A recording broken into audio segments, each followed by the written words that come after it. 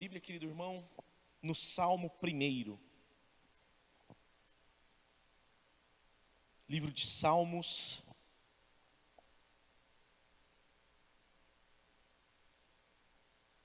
Primeiro Salmo do Saltério, Salmo de número 1. Iniciamos o culto com o último Salmo.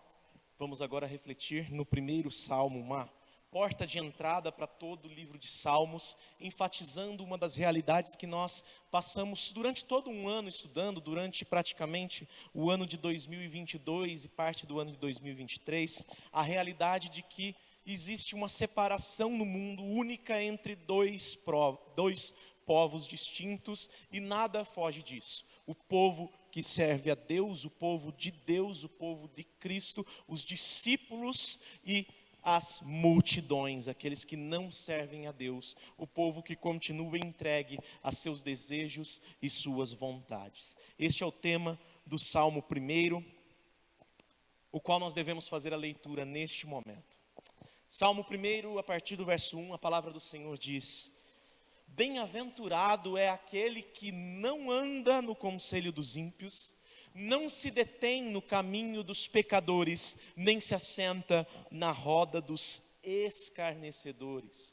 Pelo contrário, o seu prazer está na lei do Senhor, e na sua lei medita de dia e de noite. Ele é como a árvore plantada junto a uma corrente de águas, que no devido tempo dá o seu fruto, e cuja folhagem não murcha, e tudo que ele faz será bem sucedido.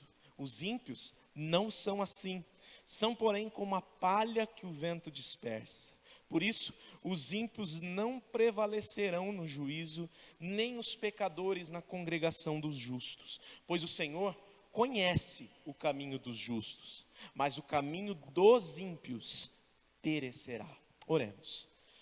Senhor Deus, te louvamos, Pai, e agradecemos a Ti por termos diante dos nossos olhos a Tua santa palavra em mais uma ocasião.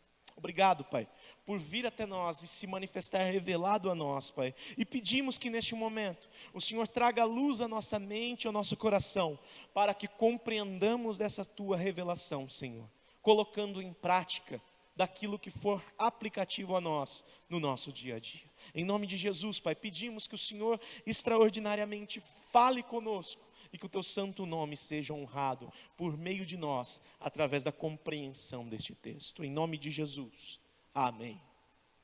Queridos irmãos, nós devemos nos lembrar do cenário inicial do Sermão do Monte.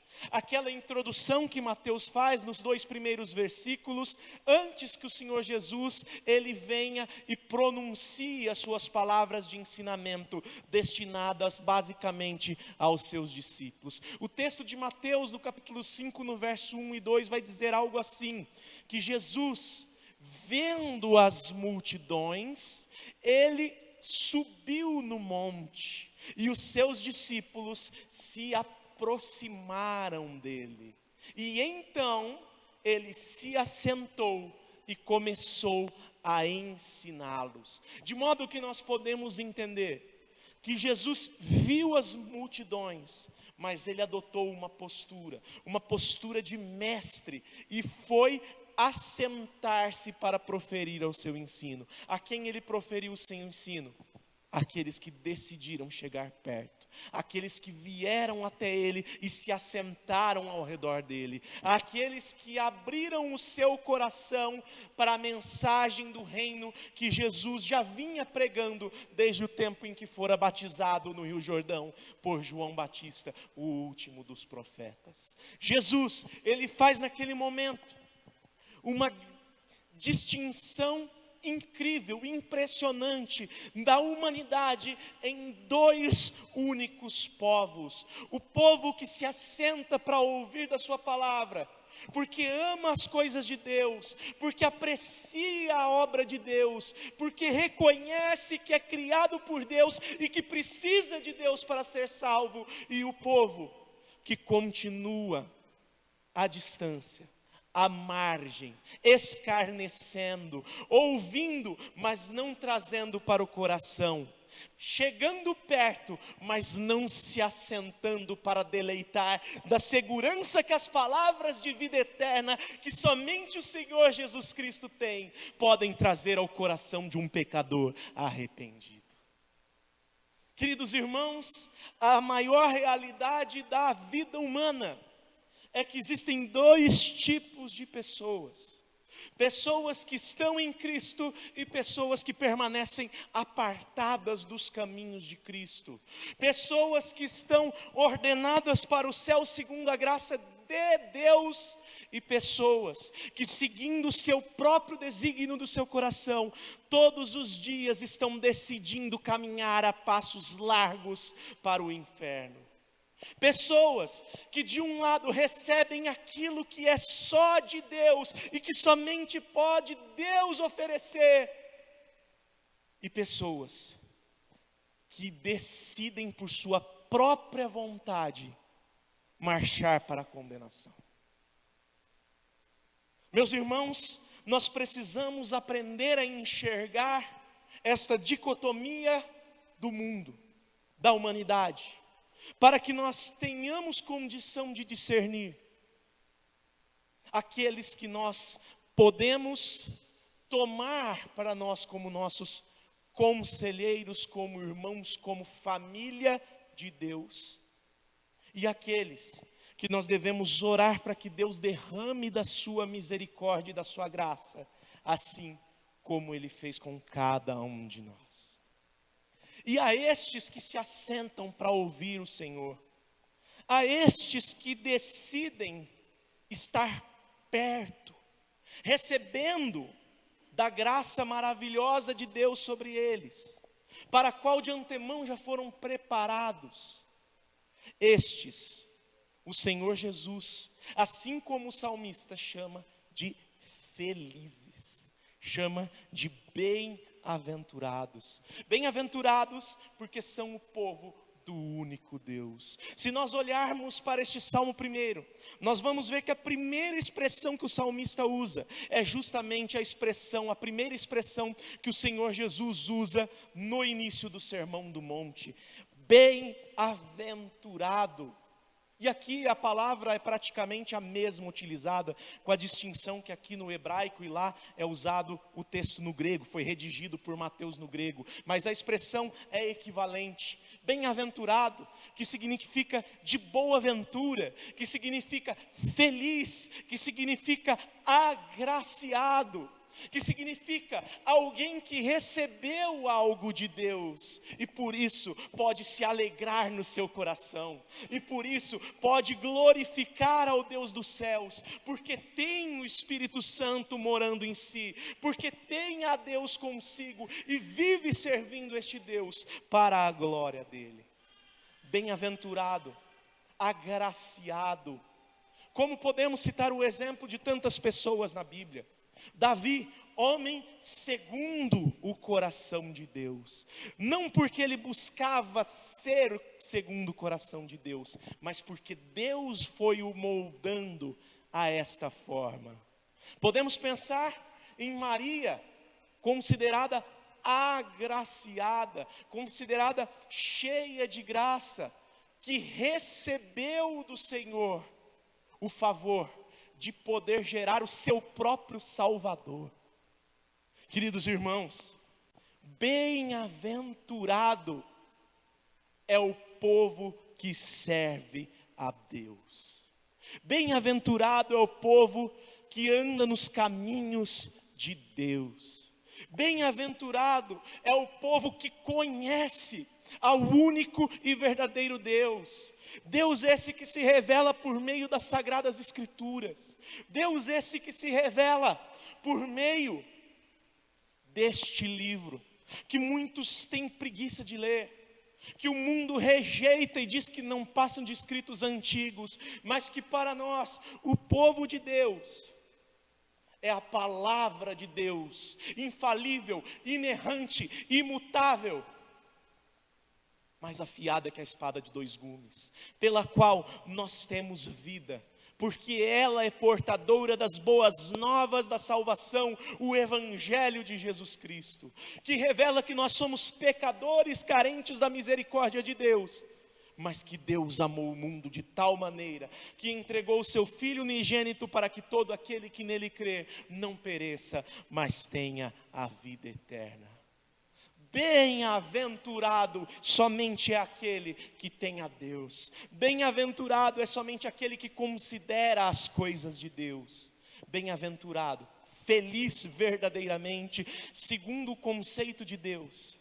Não é aquele que vive em uma alegria falsa pelas vitórias terrenas. Não é aquele que vive sorrindo à toa pelas expressões mundanas de contentamento. Mas é aquele que, tendo o coração firmado na verdade, apesar das derrotas, apesar das perseguições, apesar das doenças, dores e humilhações, entende que o sofrimento do tempo presente não há de se comparar com a glória que será revelada nos filhos de Deus, assim que com um sopro de sua boca, Jesus Cristo voltar e aniquilar o inimigo. Queridos irmãos, bem-aventurados somos nós, porque nós estamos num domingo à noite de chuva, de tempo fresco, de preguiça, deixando tudo que nos agrada e nos conforta, para ouvirmos o confronto do Senhor. Confronto que é a primeira essência que o salmista traz como caracterização daqueles que servem a Deus, daqueles que são verdadeiramente bem-aventurados. Então o salmista, antes de tratar no aspecto positivo as características daquele que é um servo de Deus verdadeiro, ele vai tratar no aspecto negativo, aquilo que não deve ser ou fazer um verdadeiro crente. Então o salmista vai dizer: bem-aventurado é aquele que, preste atenção, primeiro, não anda no conselho dos ímpios. Segundo, não se detém no caminho dos pecadores. E terceiro, nem se assenta na roda dos escarnecedores. Verdadeiramente feliz é quem não tem esse tipo de comportamento. E aqui nós devemos ter um pouco de cautela para analisar e ver que o salmista ele vai numa camada, numa construção de camadas, descrever o que o cristão deve evitar, o que o povo de Deus não deve participar. Então ele vai dizer primeiro: bem-aventurado é aquele que não anda no conselho dos ímpios, que não considera, que não para a sua vida para dar ouvido a fábulas, que não para a sua caminhada para dar ouvido a ideias que nós sabemos que não são compatíveis com a verdade.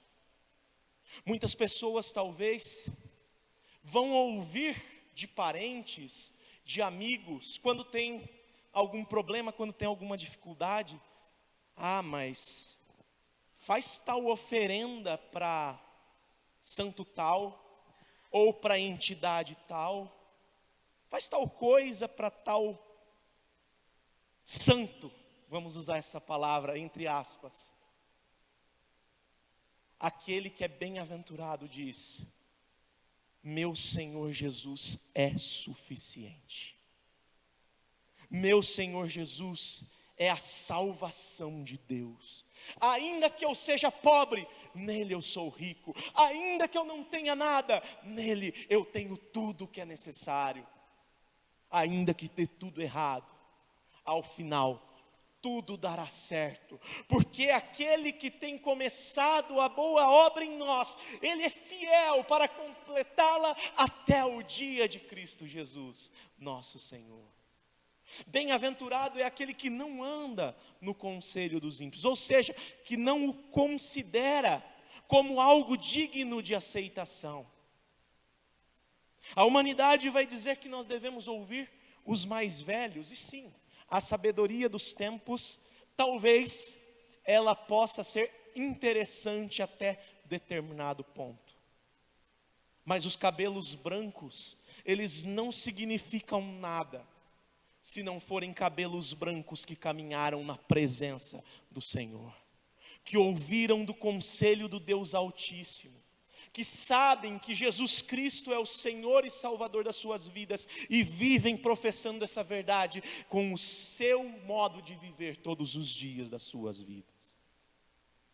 Queridos irmãos, bem-aventurado, feliz é aquele que entende que conselho digno de aceitação é o conselho que vem da palavra do Senhor.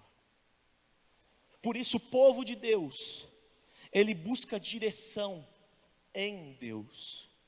Quando ele tem necessidades de aconselhamento, ele o busca como servos de Deus.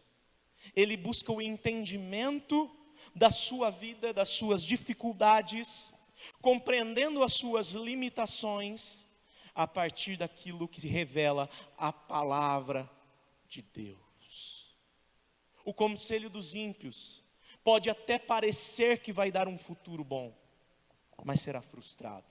O conselho dos ímpios pode até proporcionar um futuro bom, humanamente falando,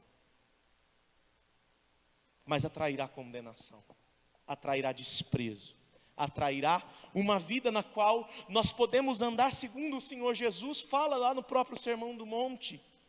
Senhor, Senhor, em teu nome expulsamos demônios, em teu nome fizemos sinais, fizemos curas. E o Senhor chegar no último dia e dizer: aparta de mim, vós que praticais a iniquidade, não vos conheço. Nós podemos passar toda uma vida andando, achando que estamos acertando, porque ouvimos conselhos bons, mas que não são conselhos pautados na palavra de Deus. O mundo vai dizer: siga o seu coração e seja feliz. A palavra de Deus diz: enganoso é o coração do homem, maldito é o homem que confia no homem. O mundo vai dizer: se te faz feliz não tem problema. A palavra de Deus diz: quando eu sou fraco é que sou forte. Bem-aventurado é aquele que não anda no conselho dos ímpios, que não considera as palavras de engano que aqueles que não têm a Deus desejam atirar, lançar a cada um de nós para nos corromper da verdade. Não anda no conselho dos ímpios em primeiro lugar. Segunda negativa, não se detém, e aqui não é só consideração, é a ideia de parar, de reter a sua caminhada. Aqui, antes, não andar no conselho dos ímpios, nós estávamos andando, caminhando, aí veio o ímpio, falou algo, a gente parou: opa, será que é digno de ser considerado? Esse é um primeiro ponto. Aqui não, aqui é não se detém no caminho dos pecadores, ou seja, caminhando, veio o pecador, falou: não, vem aqui comigo, anda nesse meu sentido, e eu paro para seguir esse outro sentido, eu me converto do caminho certo para o caminho errado. Bem-aventurado, segundo o salmista, é aquele que não faz isso, que não se detém no caminho dos pecadores, ou seja, que não para a sua vida para considerar palavras que não são palavras vindas de uma iluminação do Espírito Santo. Muitas vezes, nós vamos caminhar no nosso dia a dia, achando que está tudo bem, achando que está tudo certo. E aí vem alguém, ou vem uma situação, e nos tira dessa certeza, dessa segurança. E talvez nós consideremos que nós não estamos mais neste caminho aí tão certo, tão correto, tão ok quanto a gente achava. E começamos a procurar outros caminhos. Começamos a procurar outras soluções.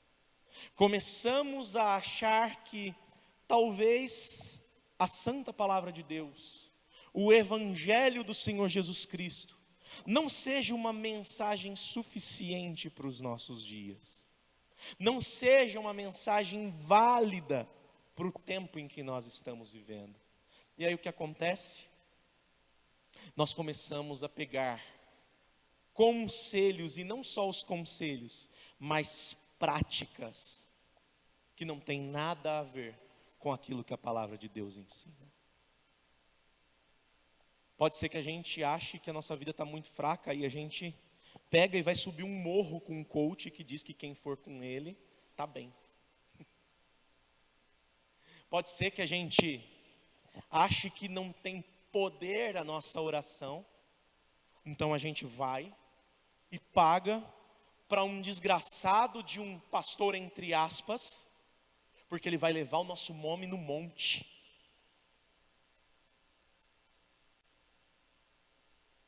E aí a gente se detém no caminho de pecadores. Pecadores que muitas vezes até usam o nome de Deus em vão para enganar o povo de Deus, para corromper o povo de Deus. E o salmista diz: bem-aventurado é aquele que não se detém no caminho dos pecadores, que não para mudar de direção, que sabe que a palavra de Deus é viva e eficaz, ela é eficiente, ela é suficiente, e não há mais nada que precisa ser considerado.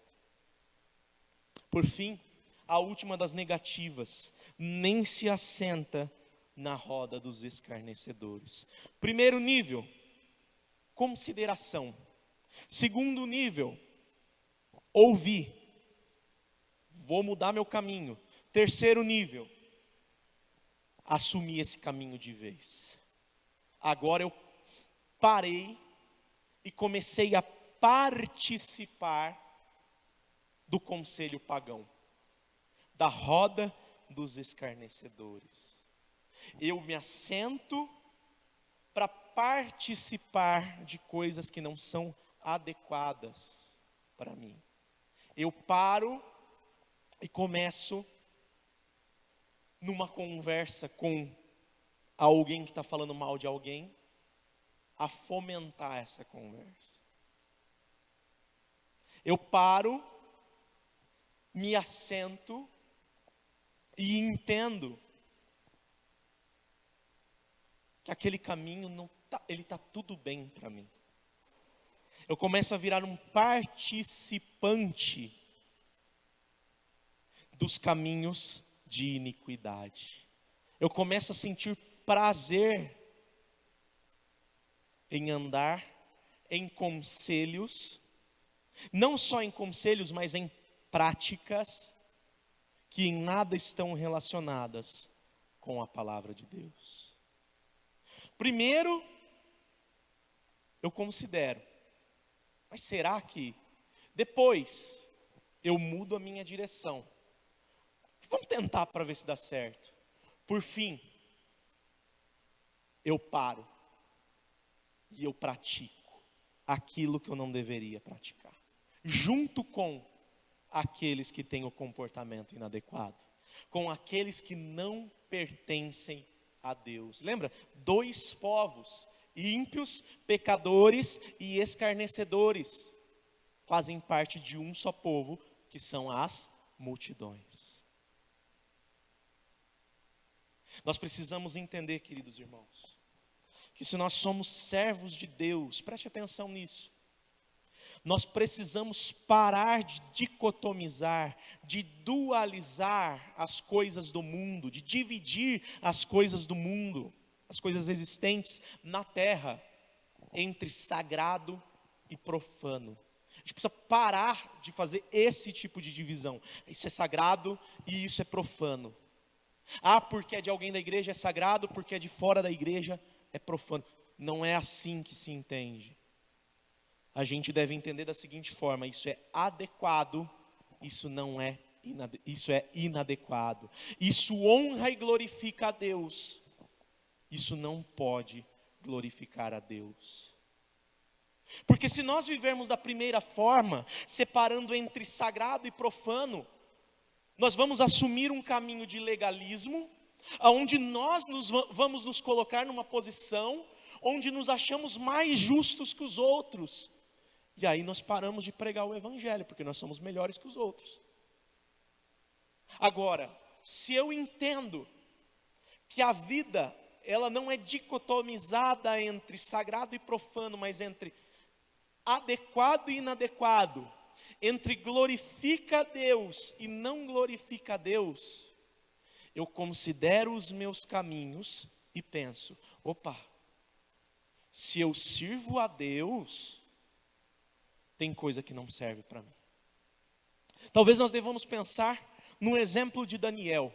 Daniel capítulo 1, e eu ainda vou trazer a exposição desse capítulo aqui aos irmãos em outra ocasião. Mas Daniel capítulo 1, o que acontece? Daniel, ele é enviado para a Babilônia, ele é chamado para um programa lá do rei Nabucodonosor, onde ele vai ser preparado, ensinado na cultura da Babilônia para servir do lado do rei, para ser um assistente da casa real ali de Nabucodonosor.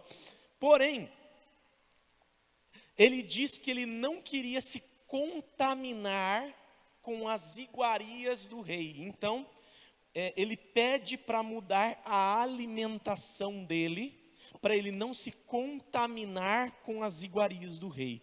E ali a gente tem algumas possíveis interpretações a respeito disso. Alguns vão dizer que é porque era uma comida consagrada a ídolos.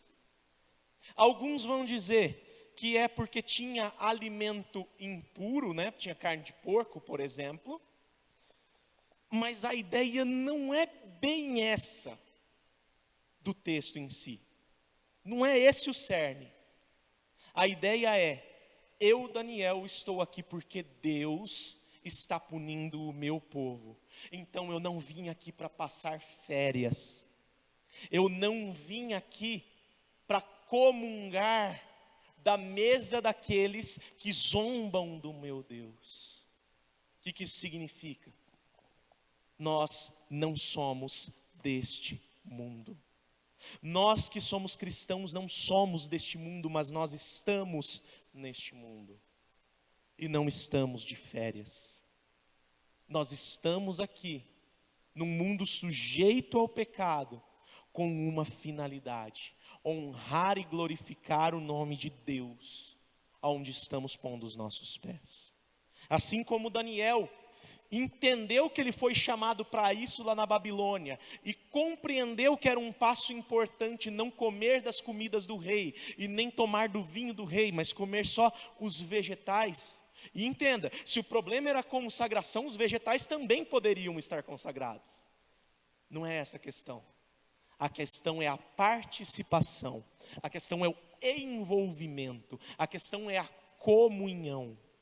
E quando o assunto é mundo, quando o assunto é povo não de Deus, nós não mantemos comunhão. Nós podemos conversar com eles, nós podemos e devemos amá-los ardentemente, assim como Cristo nos amou. Nós podemos estar junto com eles, mas nós devemos deixar claro que nós não participamos dos mesmos pensamentos deles, que eles. Nós não concordamos com as mesmas ideias que eles. E isso deve ficar nítido da nossa postura. Não anda no conselho dos ímpios, não se detém no caminho dos pecadores, nem se assenta na roda dos escarnecedores. Este é bem-aventurado. E estes são os aspectos negativos das características daquele que verdadeiramente serve a Deus. Agora, no versículo 2, nós vamos tratar dos aspectos positivos daquele que é bem-aventurado e que serve a Deus. Preste atenção, versículo 2. Pelo contrário, e aqui o salmista fala duas coisas. O seu prazer está na lei do Senhor, primeiro. E, segundo, na sua lei, medita de dia e de noite. Então, o cristão, o crente, o servo de Deus, ele é bem-aventurado. Por quê? Porque ele não anda no conselho dos ímpios, porque ele não se detém no caminho dos pecadores, porque ele não se assenta na roda dos escarnecedores, mas pelo contrário, o seu prazer está na lei do Senhor, e na sua lei medita de dia e de noite. E compreendendo aqui em primeiro lugar, o seu prazer está na lei do Senhor. Entendendo lei do Senhor aqui nesse contexto, como os 5 primeiros livros da Bíblia, o Pentateuco, Gênesis, Êxodo, Levítico, Números e Deuteronômio, a Torá, nós devemos entender que Deus, Ele espera que os seus servos, que os crentes em Cristo, alcançados por sua graça, eles amem obedecer a Deus. E amando obedecer a Deus, só existe uma forma de viver e fazer isso na vida: tendo prazer na lei do Senhor, tendo chamas no coração para abrir este santo livro e conhecer mais da pessoa de Deus, ansiando para que chegue o domingo logo, e o pastor venha e profira as palavras do Altíssimo, para considerar no seu coração aquilo que o Senhor tem para a sua vida, porque estas palavras são vida, porque estas palavras são ouro, porque as palavras do Altíssimo, elas são como rios de água viva fluindo do coração daquele que crê. Elas são espírito e vida. O prazer do bem-aventurado, o prazer do discípulo de Jesus Cristo, ele está na lei do Senhor. Não no conselho dos ímpios, não no caminho dos pecadores, e nem nos burburinhos da roda dos escarnecedores, mas na lei do Senhor. Talvez aí você possa questionar: mas pastor, a palavra de Deus não diz que nós somos salvos independente das obras da lei? Não diz que nós somos justificados pela fé e não pela lei, que nós somos salvos pela graça e não por obras? Sim, é isso que a palavra de Deus diz e é isso que nós acreditamos. Mas aquele que é salvo, ele entende que é um pecador. O primeiro passo para a salvação, por assim dizer, é a compreensão, é a aceitação de que somos pecadores e carecemos das misericórdias de Deus. Nós precisamos entender que nós somos pobres em espírito, que nós somos miseráveis, e nós precisamos chorar por este pecado e entender que apesar dele, Deus nos amou e deu seu Filho para nos perdoar. Aquele que tem o perdão em Cristo, aquele que é alcançado por essa maravilhosa graça, ele tem prazer na lei do Senhor. Ele se satisfaz em obedecer a Deus. De que forma que ele vai fazer isso? Como que ele vai ser capacitado para isso? Segundo aspecto positivo aqui de característica do bem-aventurado, do cristão, na sua lei medita dia e noite. Para a gente ter prazer na lei do Senhor, nós precisamos considerá-la em todo momento das nossas vidas. Nós precisamos considerar no momento em que estivermos no nosso trabalho. Nós precisamos considerar no momento em que estivermos estudando com os nossos colegas da faculdade. Nós precisamos considerar esta lei bendita no momento em que nós estivermos no churrasco da nossa família. Queridos, preste atenção, vai ter um feriado agora, feriado do carnaval, a festa da carne. Nós precisamos meditar na lei do Senhor dia e noite. Para quê? para não andar no conselho dos ímpios, não nos determos no caminho dos pecadores e nem nos assentarmos na roda dos escarnecedores. Nós precisamos tomar esta santa lei para nossa mente e para o nosso coração e entender que essa lei é vida para nós. Porque aquele que vive, que segue esses preceitos, segundo o Senhor, segundo Paulo diz, por eles viverá. Que possamos compreender, meus irmãos, que tudo que sai da boca de Deus, toda palavra pronunciada por Deus, que foi inspirada por Deus e deixada como revelação para nós, ela precisa ser considerada no nosso coração. Toda palavra de Deus é inspirada e útil para o ensino, para a repreensão e para a correção, a fim de tornar o servo de Deus apto para toda boa obra. É isso que Paulo diz a Timóteo. Precisamos considerar a lei do Senhor. Primeiro, a amando com todas as nossas forças, porque ela provém do próprio Deus. E por mais que não sejamos salvos pela nossa obediência, ela, a justiça dela, é que nos salva segundo a obediência de Cristo. E segundo, nós precisamos considerar essa lei de dia e de noite. Agora, nós vamos passar aqui para o resultado desse tipo de postura, no verso 3. Ele é como a árvore plantada junto a uma corrente de águas, que no devido tempo dá o seu fruto e cuja folhagem não murcha. E tudo o que ele faz será bem sucedido. Ainda falando do crente, ainda falando do servo de Deus, esse crente ele tem 3 características: frutificação no tempo certo, não é atrasado, não é mais cedo, é no tempo oportuno de Deus. Segundo, perseverança, a folhagem não murcha. E terceiro, êxito. Tudo que ele faz será bem sucedido, ainda que dê tudo errado. Queridos irmãos, nós precisamos entender que todo aquele que dispõe no seu coração a tomar os caminhos de Deus, considerando a sua santa palavra, é prometido para ele vida, vida em abundância. Jesus veio para isso, o verbo encarnado, a palavra de Deus, para dar vida e vida em abundância.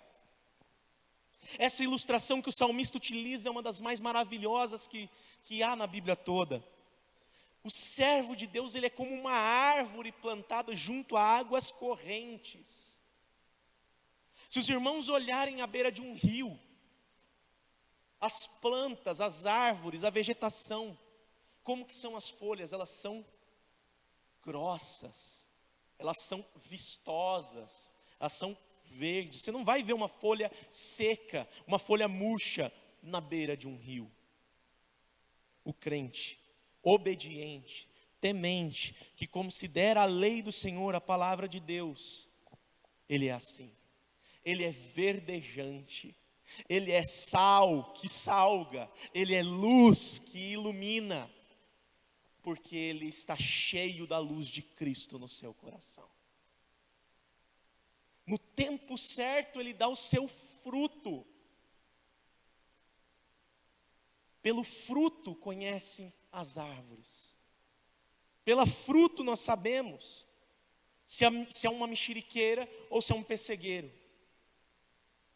Pelo fruto nós entendemos quem é ou quem não é povo de Deus. E mais, não só por um fruto, mas por uma constância nessa frutificação, cuja folhagem não murcha. o servo de Deus, ele considera a palavra de Deus, ele obedece a Deus, e ele persevera nessa obediência, frutificando a vontade de Deus na sua vida. Tudo que ele faz é bem sucedido. Não que tudo vai dar certo, não que não vai ter lutas, não que não vão ter coisas que vão até mesmo tentar nos fazer parar, mas que temos a compreensão de que em Cristo nós somos mais que vencedores. A vitória é dele, e porque ele garantiu essa vitória para nós, nós podemos com toda confiança caminhar na presença dele. Quem que é assim? O cristão, o bem-aventurado, o que tem a Jesus, o discípulo. As multidões são como? Verso 4, preste atenção. Os ímpios não são assim. Não são assim como? Os ímpios, eles não têm prazer na lei do Senhor. Os ímpios não meditam na lei do Senhor de dia e de noite. Os ímpios não são como a árvore plantada junto às águas correntes. Os ímpios não dão fruto. Os ímpios murcham a sua folhagem. E os ímpios não têm tudo o que fazem bem sucedido. Ao contrário, eles são como a palha que o vento dispersa. Às vezes nós vamos olhar pessoas más triunfando. Às vezes nós vamos contemplar pessoas que nós sabemos que são iníquas, tendo bom sucesso aqui nessa terra. Às vezes vai parecer que este mundo é injusto. E realmente, nós vivemos um mundo de injustiça. Porém, tudo que estas pessoas fazem, nós precisamos entender que é como palha, que é passageiro, que não tem efeito permanente. Querido, o governante ímpio, ele vai passar. O ladrão vai passar. Mas a palavra de Deus não volta vazia e ela é eterna. A obra de Cristo permanece para todo sempre. Deus decretou salvação, queridos, a todo aquele que crer em Jesus. E Ele ordenou essa salvação desde a eternidade. Ele já decretou que providenciaria ela no tempo oportuno, tendo toda a história da humanidade em suas mãos. Mas aqueles que dão as costas para estas verdades, são como a palha, o vento dispersa, são obras infundadas. Outra ilustração interessante, a ilustração da casa na rocha e da casa na areia. Uma casa construída na beira do mar, na beira do lago da Galileia, uma casa construída com alicerces profundos. Vem a chuva, vem os ventos, dão contra ela, ela permanece de pé. Teve chuva, teve vento, mas ela permaneceu. A outra casa, alicerce na areia, por cima, superficial. Veio a chuva, veio o vento, veio a tempestade e as enchentes, e ela ruiu. E grande foi a sua ruína. Meus irmãos, essa ilustração é perfeita para mostrar para nós como que esses pecadores que tentam, esses ímpios que tentam nos aconselhar e nos fazer deter-nos nos caminhos deles e assentarmos na roda deles, eles não têm futuro, passam como a palha. Verso 5: por isso os ímpios não prevalecerão no juízo, nem os pecadores na congregação dos justos. Porque eles são rebeldes contra Deus, porque eles rejeitam os caminhos de Deus, de modo que quando forem julgados por Deus, eles não têm quem interceda por eles. Nós temos a Cristo, que intercede por nós, que é o nosso mediador, que cumpriu esta lei que nós muitas vezes falhamos contra ela na sua exatidão, e o cumpriu no nosso lugar, nos substituindo naquela cruz, para que quando fôssemos julgados, tivéssemos absolvição. Os ímpios não, eles não têm quem interceda. Esse sacrifício não é por eles, porque eles o rejeitaram. Não existe meia salvação. Ou a salvação ela é inteira, ou a pessoa não é salva. Os ímpios não prevalecerão no juízo, porque o mediador é dos justos. Aqueles que foram alcançados pela graça, e por serem alcançados pela graça, têm prazer na lei do Senhor, e na sua lei meditam de dia e de noite. E mais, nem os pecadores na congregação dos justos. Eles podem conviver por um tempo conosco. Podem estar na igreja por algum tempo. Por muito tempo. Podem ter obras dignas de um servo de Deus por bastante tempo.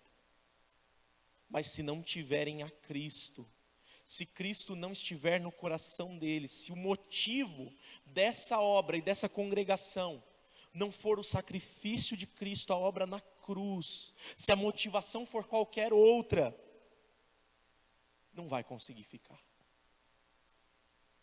Por isso é interessante que cada um de nós sonde o nosso coração.